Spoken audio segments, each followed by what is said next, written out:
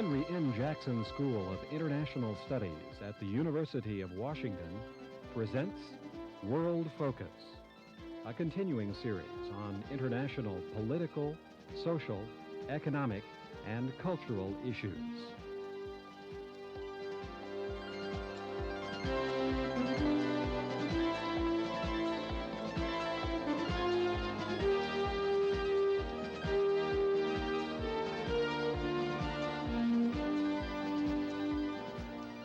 The lectures you are about to see are the 9th in the Stroum Lectureship in Jewish Studies, a series which has brought outstanding scholars to the University of Washington over the past decade.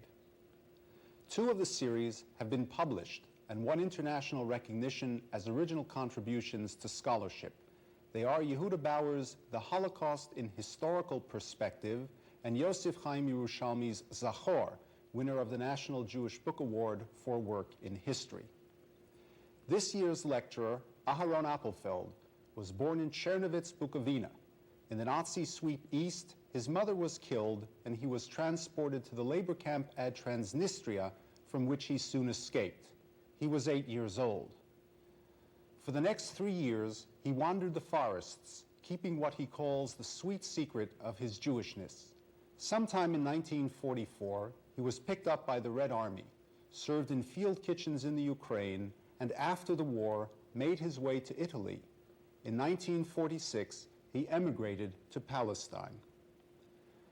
Though he only learned Hebrew at that point in his life, he now writes exclusively in Hebrew and is known as one of its distinctive stylists.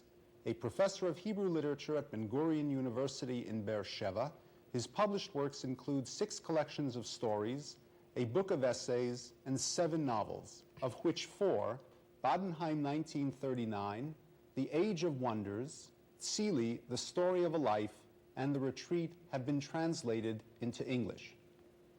He has been described by Irving Howe as one of the best novelists alive, and his works have been hailed as magical, beautifully composed and profoundly moving, elegant, resonant, and deeply disturbing. In 1983, Professor Appelfeld was honored with the Israel Prize for Literature, and in 1984, he was honored with a nomination for the Nobel Prize in Literature. Professor Appelfeld spoke movingly, indeed hauntingly, of his own experiences and how, as a novelist, he came to portray his remembrances of things past. His visit to the University of Washington as Stroum Lecturer in Jewish Studies was a memorable event.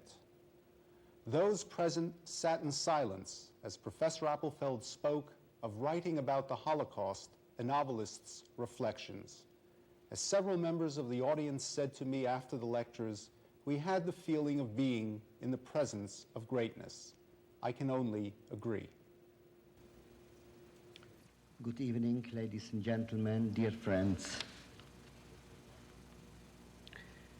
Yesterday, I spoke about different expressions after the Holocaust, about writing fiction, how to combine horrors with beauty. But mainly I spoke about a girl named Amalia, a child about 10 who performed every evening in the camps. About her repertoire that consisted Jewish folk songs and the sounds of the forest. About her thin body that seemed as if she were about to fly. I mentioned the long Italian beaches, the lonely refugees, the desire to sleep. Children like Amalia absorb the horror totally. They were not able to suppress, or what it's called, rationalize their emotions. The nightmare remained blocked in them. They perhaps were not able to remember places, dates, names, but the nightmare became for them source from which they draw their deepest emotions.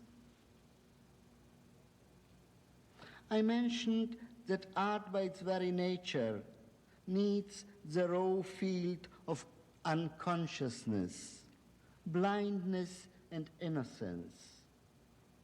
In children like Amalia, there was this field.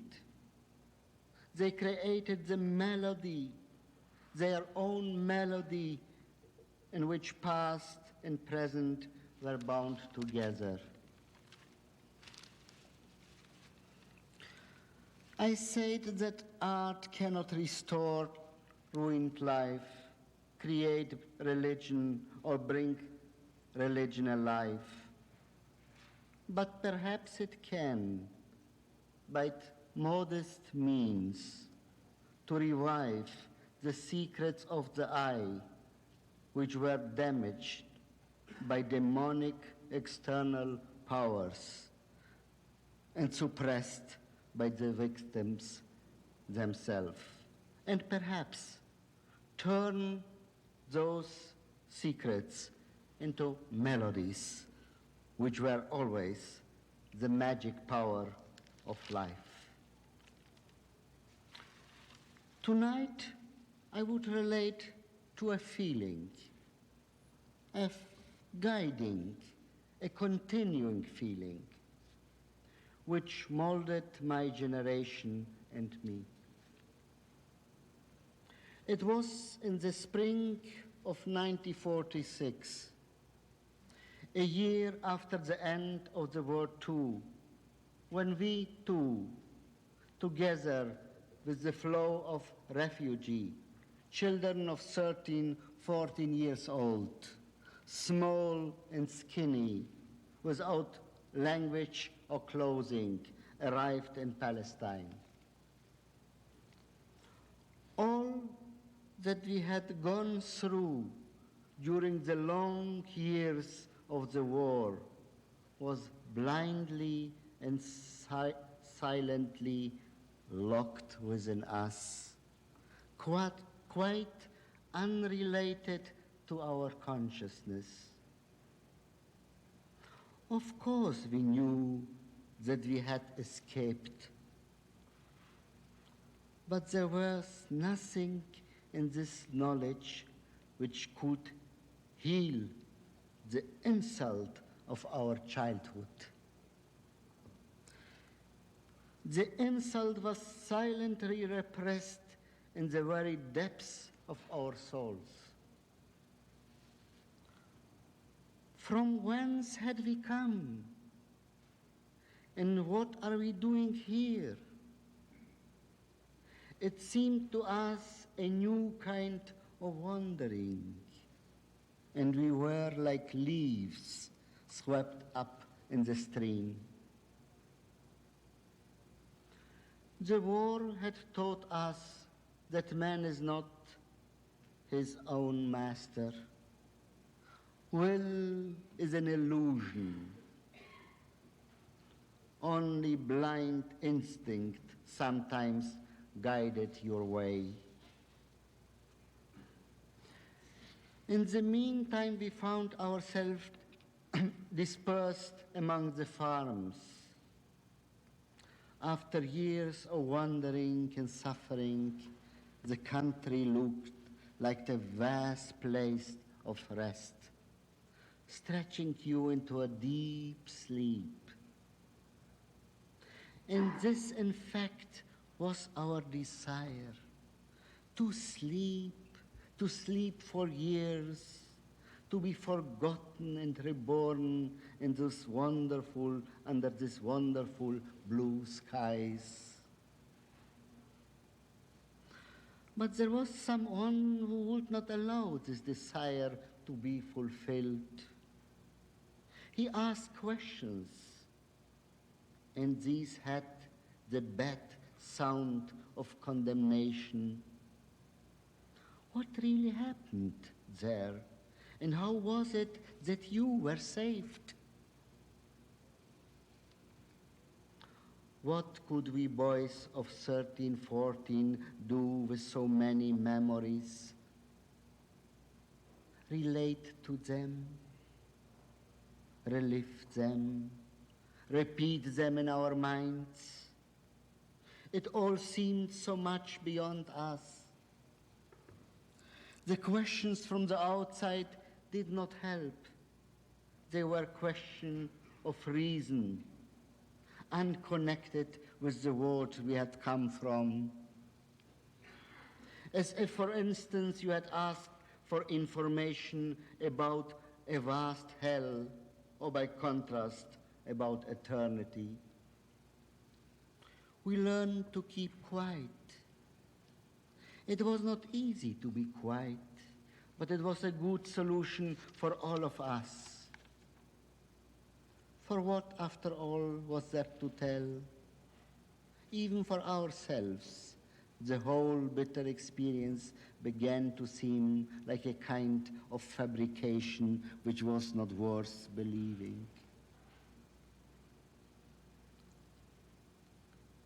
There was naturally in this silence not only the inability to translate traumatic scenes into common everyday language, but the desire to forget, to conceal the bitter memories deep in the very depths of one's soul. A place where no other eye, even your own, cannot get to them. So strong was this desire that we were able to do the impossible. We did not speak, we did not tell.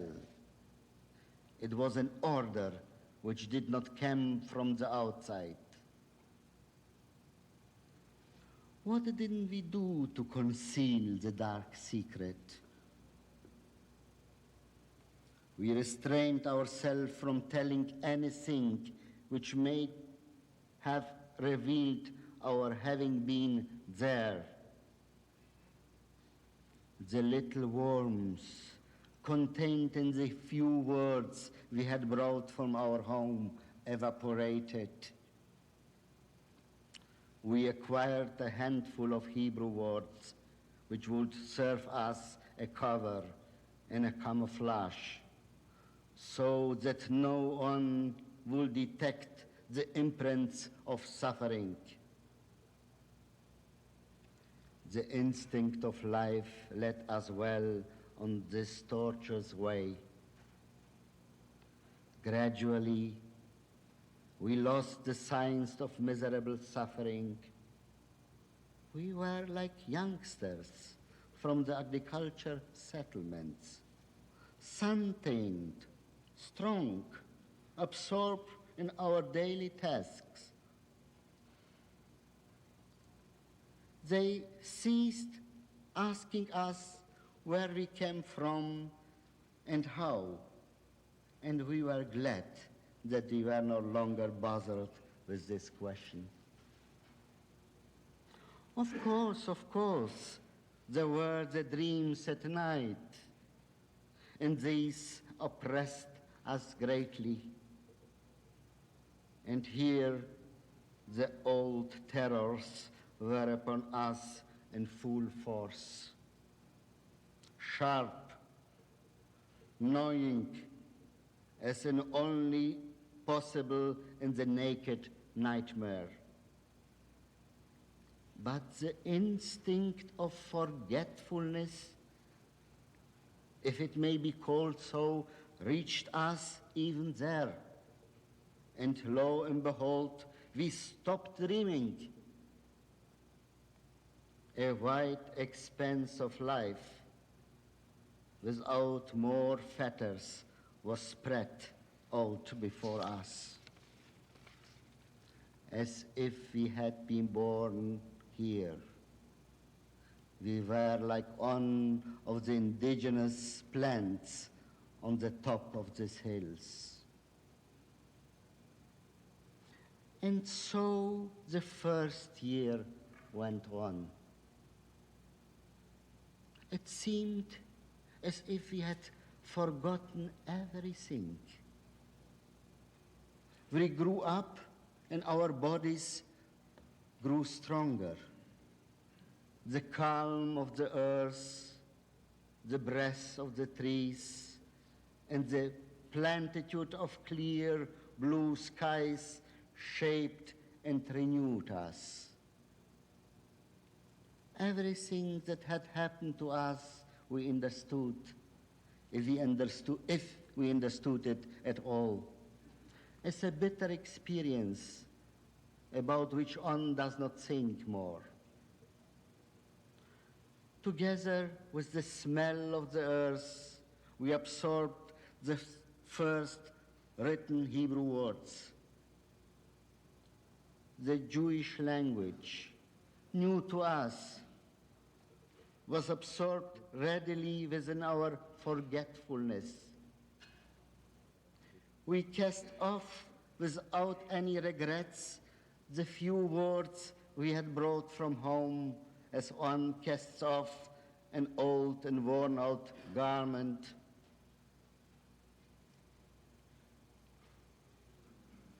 To say the truth, there was no better time than then. Something of the taste of childhood returned to us in a new form. The fearful movements of our bodies disappeared, and in their place was a flexibility, unafraid of contact with other objects. It was a wonderful oblivion. It fed us with good things and gave us only what deep forgetfulness can give: release, ease, and freedom.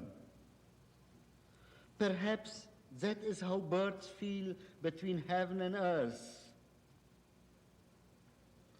Then we were not yet aware that within this marvelous oblivion a hostile bitterness has lodged. Perhaps we knew of it, but refused to admit its existence. I said forgetfulness, but in truth it was really a hidden protest against our suffering and our fate. In any case, against the original cause of this, that we were Jews, and everything that happened to us was ever overshadowed by this fact. And from this evolved the feeling of ugliness and painfulness. In this state, the victim adopted the malice of the wicked. Something bad implanted itself in us. The inability to make an accounting to yourself and the desire to forget joined together secretly and became an animosity. Not animosity towards the murderer who had committed the crime, but towards oneself. The victim had adopted the evil deeds of the wicked and related them to himself. Much bitterness to the hostility, but the hostility to yourself was harder than anything else. What didn't we do to uproot anything that was still connected with the world we had come from? Among ourselves, this was a sort of place of punishment which would uproot all traces of the past, so that no label could any longer be attached onto us. In this place of punishment, all means were valid. On its gate, our slogan hung, to forget, to uproot. And everything was carried out on this basis of this slogan. No one knew of its existence. It was our own from its very hidden roots.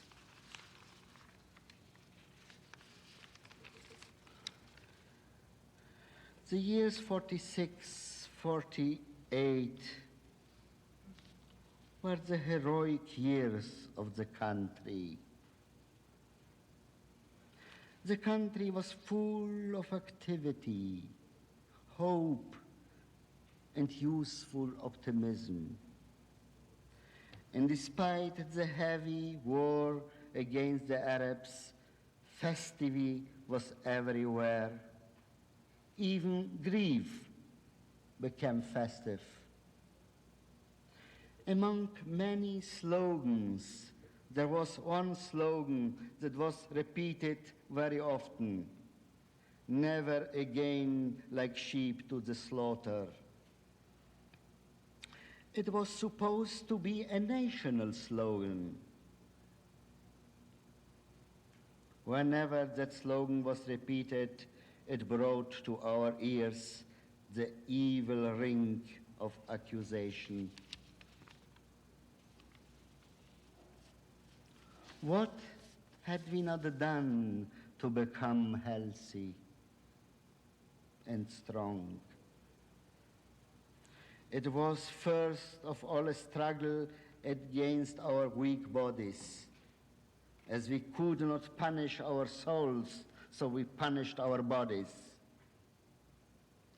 Surprisingly, our bodies did the impossible. They became strong and steady. And at the age of 16, we were ready to be mobilized.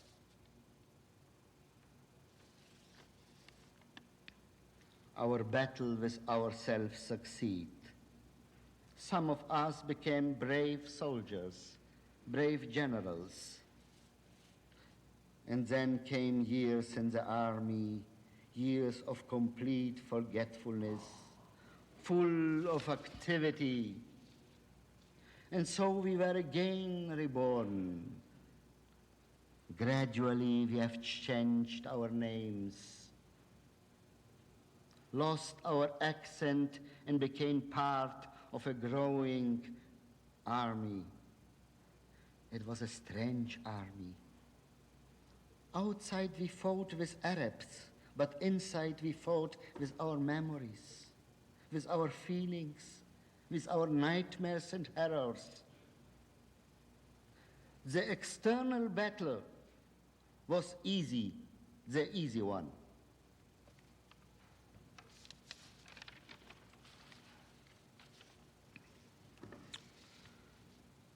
For a number of years, this violent forgetfulness continued, each year changing color and each time covering up a different aspect of life.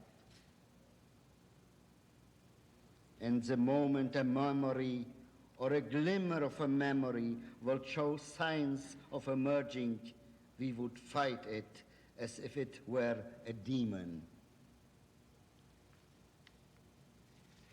The years passed, and life on the surface of consciousness continued.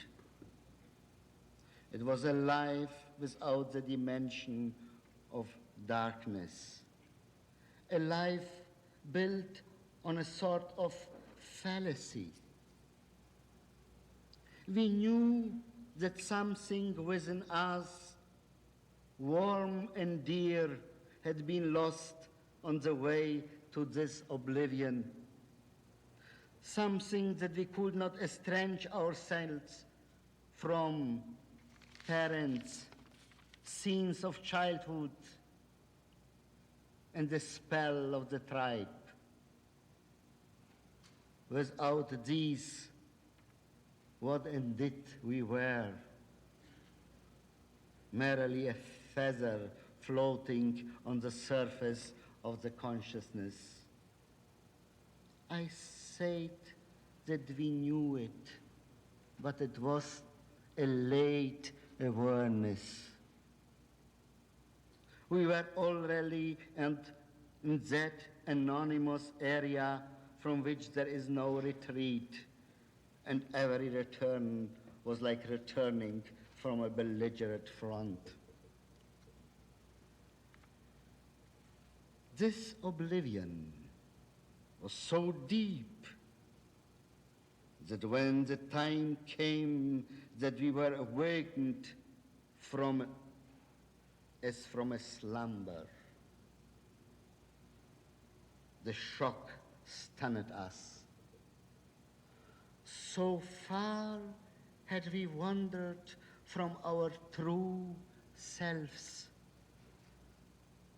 as if we were not born in Jewish homes, and all that we had experienced was an insubstantial shadow whose source could no longer be reached. We spoke of the recent past as if from a strange distance, as if it were not part of us. And because of the depths of the oblivion, the awakening was the more shattering. It was an awakening of shock, of thirst and yearning to recover for yourself all that had been lost to you in the terrible desert of forgetfulness and estrangement.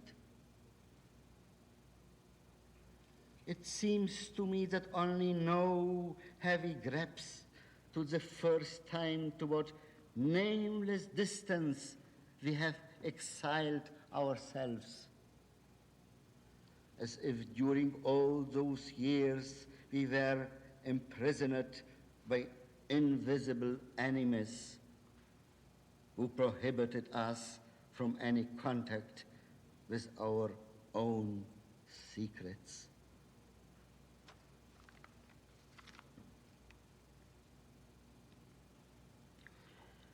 Since that awakening, we have been walking the magical way of the returning to ourselves.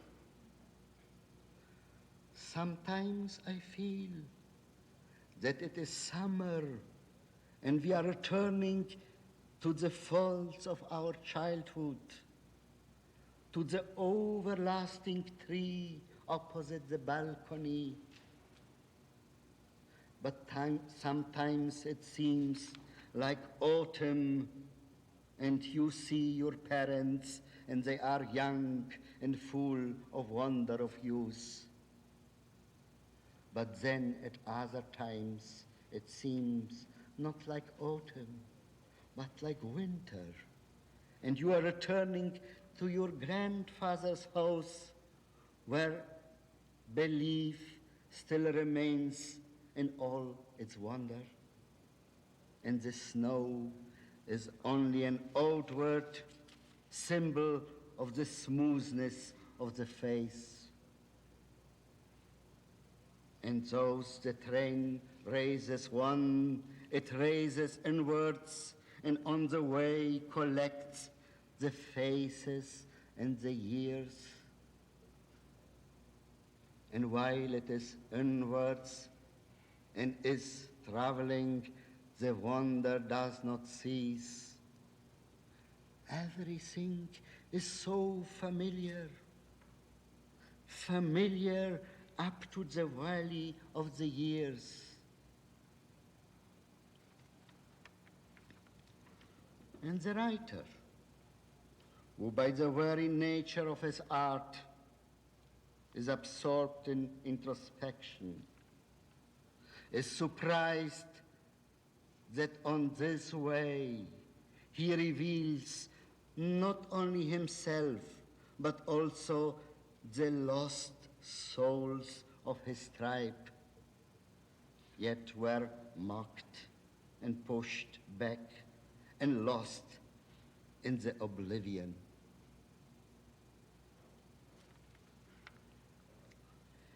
He does not pretend that he is able to do what only a great religion can do. But he is grateful in his heart that it has fallen to his lot to be a partner in this great wonder. Thank you very much.